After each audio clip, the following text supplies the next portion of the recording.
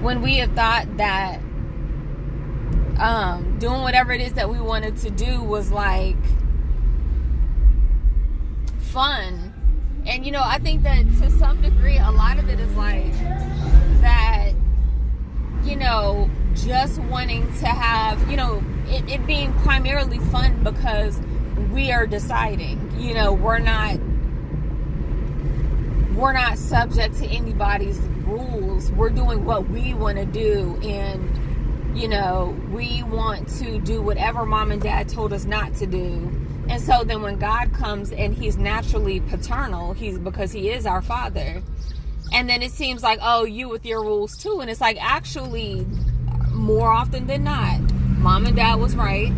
And most of us have lived long enough to realize, like, oh, mom and dad was right, and have had the many, many experiences where we're just like, you know, like negative outcomes where it's just like, you know, mom told me not to do that. Dad told me not to do that. Grandpa, auntie, uncle, whoever told me not to do X, Y, and Z. Like, the moment the consequences set in, we can almost be like, our mind almost takes us right back to the moment where they said, don't do that. But because we felt like their rules or their input was restrictive, then taking the, you know, doing the opposite seemed, you know, satisfying, because we were being rebellious against what they were telling us to do, as if, you know, as if we actually had a reason not to obey them, as if like they didn't have good intentions towards us.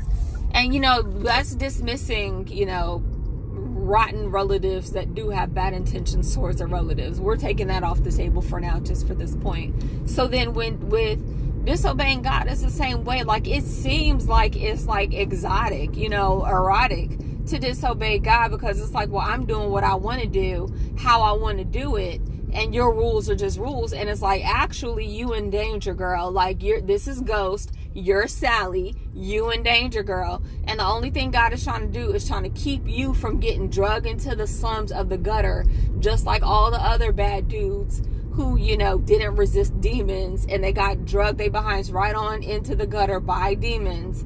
That movie is so accurate. But it's really a situation where it's just like, no, you in danger. It's just a matter of, you know, do you know or not? You know, because it's a lot of times people don't know they're in danger until something horrible happens. And then it's just like, oh,